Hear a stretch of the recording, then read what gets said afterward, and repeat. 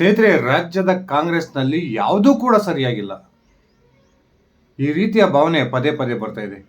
ಒಂದು ಕಡೆ D K Shivakumar ಅವರನ್ನ ಕೆಪಿಸಿಸಿ ಅಧ್ಯಕ್ಷ ಸ್ಥಾನದಿಂದ ಕೆಳಗಿಳಿಸಿ ಅವರನ್ನ ಓಟಕ್ಕೆ ಬ್ರೇಕ್ ಹಾಕಬೇಕು ಅನ್ನುವ ತಯಾರಿಯನ್ನ ಸಿದ್ದರಾಮಯ್ಯ ಬಣ ಮಾಡ್ಕೊಳ್ತಾ ಇದ್ರೆ, ಇನ್ನೊಂದು ಕಡೆ ಸಿದ್ದರಾಮಯ್ಯನವರನ್ನೇ ಮುಖ್ಯಮಂತ್ರಿ ಸ್ಥಾನದಿಂದ ಕೆಳಗಿಳಿಸಿ ತಾನು ರಾಜ್ಯದ ಮುಖ್ಯಮಂತ್ರಿ ಆಗಬೇಕು ಅನ್ನುವ ತಯಾರಿಯನ್ನು ಕೂಡ ಡಿ ಕೆ ಶಿವಕುಮಾರ್ ಮಾಡ್ಕೊಳ್ತಾ ಇರ್ತಕ್ಕಂಥದ್ದನ್ನ ನಾವು ನೋಡ್ತಾನೆ ಬಂದಿದ್ದೀವಿ.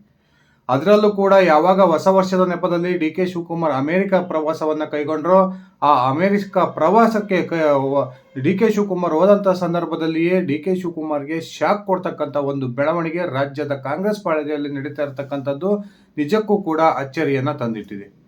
ಒಂದು ಕಡೆ ಸತೀಶ್ ಜಾರಕಿಹೊಳಿ ಅವರ ಮನೆಯಲ್ಲಿ ಡಿನ್ನರ್ ಮೀಟಿಂಗ್ ಅನ್ನ ಮಾಡಿ ಸುಮಾರು 35ಕ್ಕೂ ಹೆಚ್ಚು ಶಾಸಕರು ಹಾಗೂ 7 ಸಚಿವರು ಸೇರಿದಂತೆ ಮುಖ್ಯಮಂತ್ರಿಗಳು ಸಹ ಈ ಡಿನ್ನರ್ ಸಭೆಯಲ್ಲಿ ಭಾಗವಹಿಸಿದ್ದು, ಈ ಡಿ ಕೆ ಶಿವಕುಮಾರ್ ಅವರ ಓಟಕ್ಕೆ ಯಾವ ರೀತಿಯ ಬ್ರೇಕ್ ಅನ್ನು ಹಾಕಬೇಕು ಅನ್ನುವ ಚರ್ಚೆಗಳು ನಡೆದಿರತಕ್ಕಂಥದ್ದು. ಇದಕ್ಕೆ ಪ್ರತಿಯಾಗಿ ಅಮೆರಿಕದಲ್ಲಿದ್ದುಕೊಂಡೇ ತನ್ನ ಆಪ್ತ ಬಳಗದ ಸಚಿವರಾಗಿರ್ತಕ್ಕಂಥ ಚೆಲುವರಾಯಸ್ವಾಮಿ ಅವರ ಮನೆಯಲ್ಲಿ ತಮ್ಮ ಬೆಂಬಲಿಗರ ಸಭೆಯನ್ನು ಕೂಡ ಡಿ ಕೆ ಶಿವಕುಮಾರ್ ನಡೆಸಿದ್ದು ರಾಜ್ಯದ ಕಾಂಗ್ರೆಸ್ ಪಾಳ್ಯದಲ್ಲಿ ನಡೆದಿರ್ತಕ್ಕಂಥ ಒಂದು ಕಳವಳಕಾರಿ ಬೆಳವಣಿಗೆಗೆ ಸಾಕ್ಷಿ. ಈ ನಡುವೆ ಡಿ ಕೆ ಶಿವಕುಮಾರ್ ನಿನ್ನೆ ತಮಿಳುನಾಡಿನ ಪ್ರಖ್ಯಾತ ಒಂದು ದೇವಸ್ಥಾನಕ್ಕೆ ಭೇಟಿ ಕೊಟ್ಟು ತಮ್ಮ ಶತ್ರು ವಿನಾಶ ಯಾಗವನ್ನು ಮಾಡಿರ್ತಕ್ಕಂಥದ್ದು ಕೂಡ ಅನೇಕ ಚರ್ಚೆಗಳನ್ನು ಹುಟ್ಟುಹಾಕಿದ್ರೆ, ಇದೀಗ ಸಿದ್ದರಾಮಯ್ಯನವರು ಡಿ ಕೆ ಶಿವಕುಮಾರ್ ಅವರ ವಿರುದ್ಧ ಒಂದು ಬ್ರಹ್ಮಾಸ್ತ್ರವನ್ನು ಬಳಸ್ತಾ ಇದ್ದಾರೆ ಅನ್ನೋ ಒಂದು ಮಾಹಿತಿಗಳು ಸಿಗ್ತಾ ಇದ್ದಾವೆ.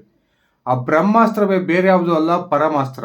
ಅಂದರೆ ಪರಮೇಶ್ವರ್ ಅವರನ್ನ ಮುಂದಿಟ್ಕೊಂಡು ಡಿ ಕೆ ಶಿವಕುಮಾರ್ ಅವರ ಮುಖ್ಯಮಂತ್ರಿ ಸ್ಥಾನವನ್ನು ತಪ್ಪಿಸ್ತಕ್ಕಂಥ ಪ್ರಯತ್ನಕ್ಕೆ ಇದೀಗ ಸಿದ್ದು ಬಣ ತಯಾರಿಯನ್ನ ಮಾಡ್ಕೊಳ್ತಾ ಇದ್ದು, ಸಿದ್ದು ಮತ್ತು ಸಿದ್ದರಾಮಯ್ಯ ಮತ್ತು ಪರಮೇಶ್ವರ್ ಎರಡು ವಿಭಿನ್ನ ಬಣಗಳಲ್ಲಿ ಗುರುತಿಸ್ಕೊಂಡಿದ್ದು ಈ ಹಿಂದೆ ನಾವು ನೋಡಿದ್ವಿ.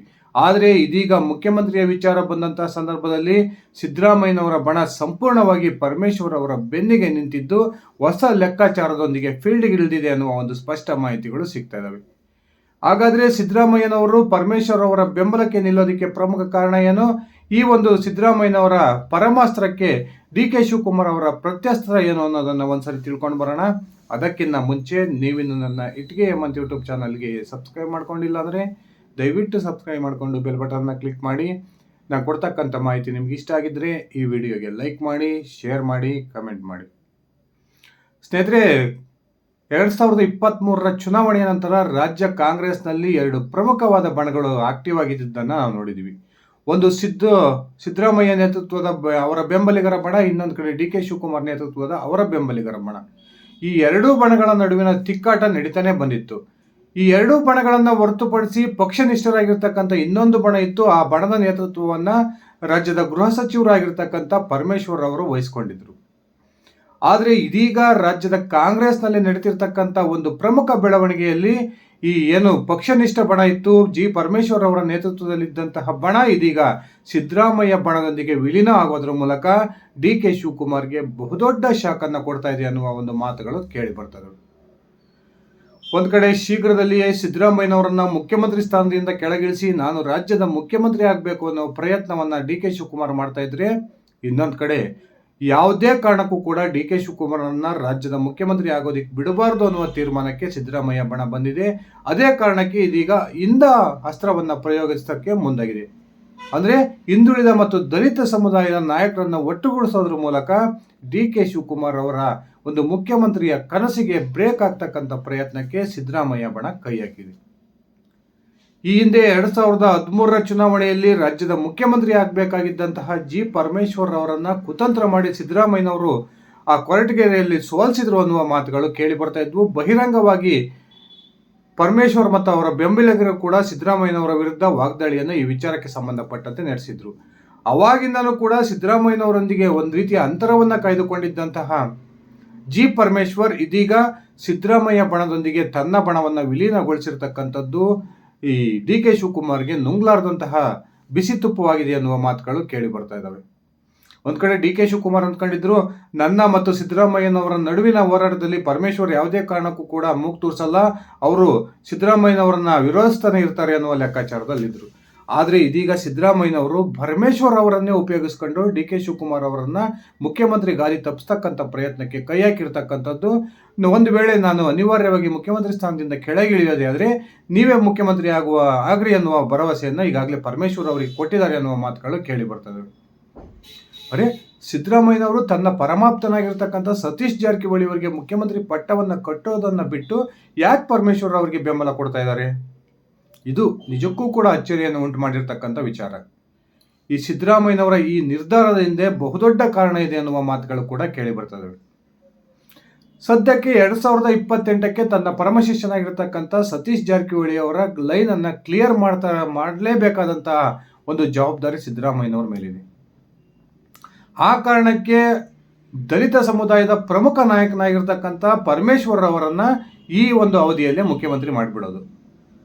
ಈ ಅವಧಿಯಲ್ಲಿ ಅವರು ಮುಖ್ಯಮಂತ್ರಿಯಾಗಿ ಅಧಿಕಾರವನ್ನು ಸ್ವೀಕರಿಸಿ ಅಧಿಕಾರವನ್ನು ಮುಗಿಸಿದ ನಂತರ ಅವರು ಮುಂದಿನ ಚುನಾವಣೆಯಲ್ಲಿ ಸತೀಶ್ ಜಾರಕಿಹೊಳಿ ಅವರಿಗೆ ತಮ್ಮ ಬೆಂಬಲವನ್ನು ಕೊಡಬೇಕು ಅನ್ನುವ ಕಂಡೀಷನ್ನೊಂದಿಗೆ ಇದೀಗ ಪರಮೇಶ್ವರ್ ಅವರನ್ನೇ ಮುಖ್ಯಮಂತ್ರಿ ಮಾಡೋ ತಯಾರಿಯನ್ನು ಸಿದ್ದರಾಮಯ್ಯ ಬಣ ಮಾಡ್ಕೊಳ್ತಾ ಇರ್ತಕ್ಕಂಥದ್ದು ನಿಜಕ್ಕೂ ಕೂಡ ಡಿ ಕೆ ಶಿವಕುಮಾರ್ಗೆ ದೊಡ್ಡ ಆಘಾತ ಅಂದರೆ ತಪ್ಪಾಗೋದಿಲ್ಲ.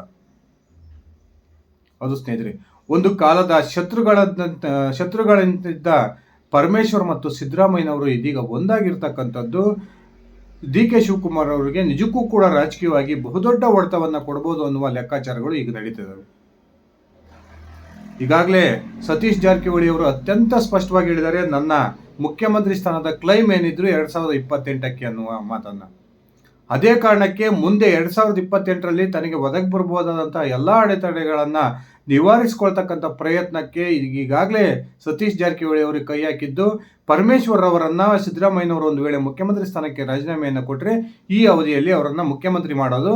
ಅದಾದ ನಂತರ 2028ಕ್ಕೆ ಪರಮೇಶ್ವರ್ ಅವರ ಬೆಂಬಲದೊಂದಿಗೆ ನಾನು ಮುಖ್ಯಮಂತ್ರಿ ಆಗಬೇಕು ಅನ್ನುವ ಲೆಕ್ಕಾಚಾರ ಇದೀಗ ಸತೀಶ್ ಜಾರಕಿಹೊಳಿ ಅವರದಾಗಿದ್ದು, ಸಿದ್ದರಾಮಯ್ಯನವರು ಕೂಡ ಪರಮೇಶ್ವರ್ ಅವರೇ ಮುಖ್ಯಮಂತ್ರಿ ಆಗಬೇಕು ಅನ್ನುವ ದಾಳವನ್ನು ಉಳಿಸಿರ್ತಕ್ಕಂಥದ್ದು ಡಿ ಕೆ ಶಿವಕುಮಾರ್ ಅವರ ರಾಜಕೀಯ ಲೆಕ್ಕಾಚಾರವನ್ನೇ ತಲೆಕೆಳಗು ಮಾಡಿದೆ ಅನ್ನುವ ಮಾತುಗಳು ಕೇಳಿ ಬರ್ತವೆ. ಒಂದ್ ಕಡೆ ಸಿದ್ದು ಬಣದಿಂದ ಇಷ್ಟೆಲ್ಲ ಚಟುವಟಿಕೆಗಳು ನಡೀತಾ ಇದ್ರೆ, ಇನ್ನೊಂದು ಕಡೆ ಡಿ ಕೆ ಶಿವಕುಮಾರ್ ಕೂಡ ಯಾವುದೇ ಕಾರಣಕ್ಕೂ ಸುಮ್ಮನೆ ಕೂತಿಲ್ಲ. ಅವರು ಸುಮ್ಮನೆ ಕೂರ್ತಕ್ಕಂಥ ಮಗನೂ ಅಲ್ಲ.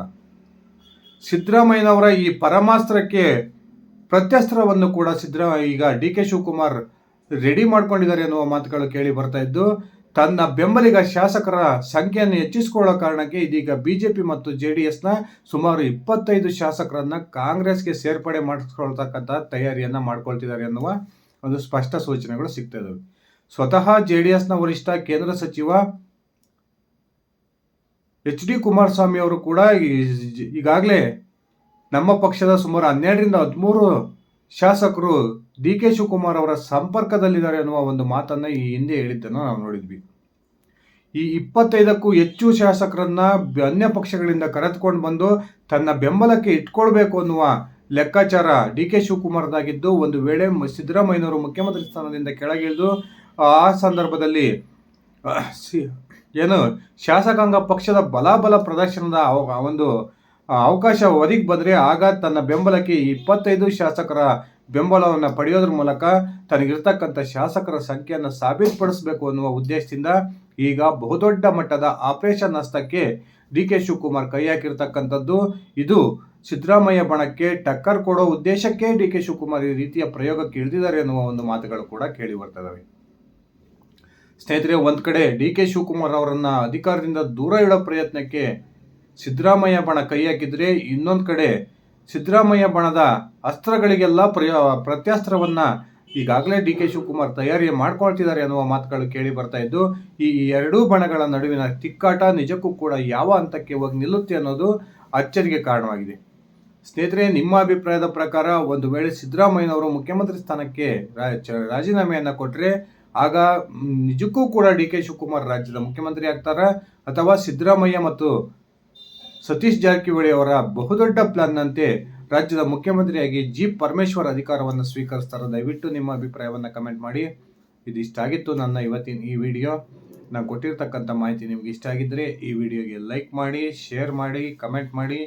ನೀವಿನ್ನು ನನ್ನ ಇಟ್ಕೆ ಹೇಮಂತ್ ಯೂಟ್ಯೂಬ್ ಚಾನಲ್ಗೆ ಸಬ್ಸ್ಕ್ರೈಬ್ ಮಾಡ್ಕೊಂಡಿಲ್ಲ ಅಂದರೆ ದಯವಿಟ್ಟು ಸಬ್ಸ್ಕ್ರೈಬ್ ಮಾಡಿಕೊಂಡು ಬೆಲ್ ಬಟನ್ನ ಕ್ಲಿಕ್ ಮಾಡಿ.